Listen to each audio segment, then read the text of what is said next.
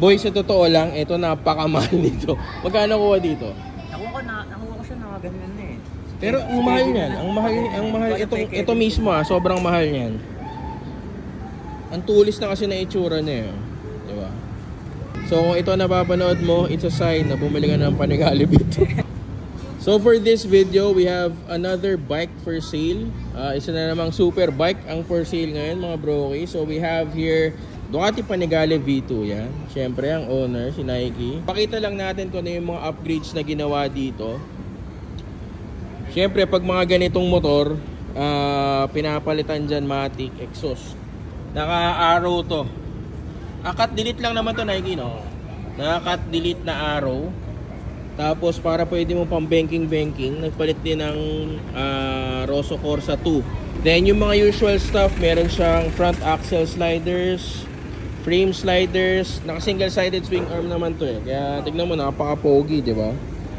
Tapos bar and side mirrors, yung mga favorite natin, yung mga matic pag mga ganitong motor sa bar and side mirrors, tapos naka mirror black cuffs din siya. Yan. Poging-pogi. Ay, ito pala. Ano na siya? Anong tawag dito? Parang seat cowl? Oo, seat cowl na. Boy, sa totoo lang, ito napakamahal nito. Magkano kuha dito? Nakuha ko siya na ganyan na eh. Pero ang mahal niyan. Ang mahal. Ito mismo sobrang mahal niyan. Ang tulis na kasi na itsura niya. Di ba?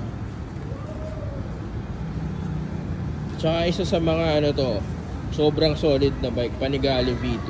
Kamusta ang ano niya? Ang init nito? Hindi naman sobrang init. Okay lang. Sakto lang. Pag sa expressway. Swabing-swabe lang. Pero ito, masayo mo sobrang gaan. Oo. Mas magaan to kasi dun sa 899. Kasi naka-single na siya. Swing arm. Kahit nung inusog ko siya ngayon mga brokers, hindi pa ako nakagamit ng V2 eh. Pero sobrang gaan. As in, magaan na magaan siya. Parang yung Super Duke lang natin. Ilan na mileage nito? Check natin. Tignan natin kung ilan ang mileage. Alam ko 10,000. Ito kasi isa sa mga motor na hindi ginagamit din. Oo, hindi na.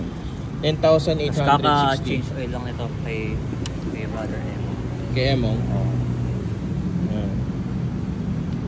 So, 10,800 plus yung Odo. Kaka-change oil lang. Naka-rear set din pala to. Oo.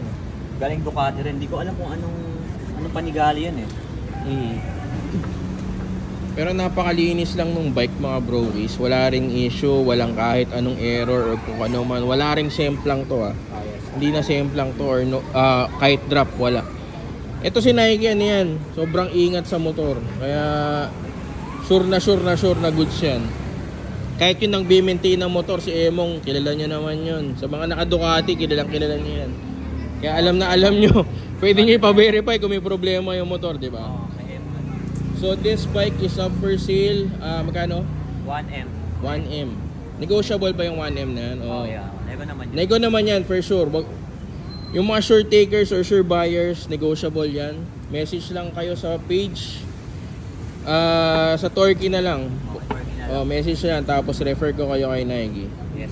So kung ito napapanood mo, it's a sign na bumili ka ng Panigale V2. Pambudol, parang gago lang ano. Yun lang.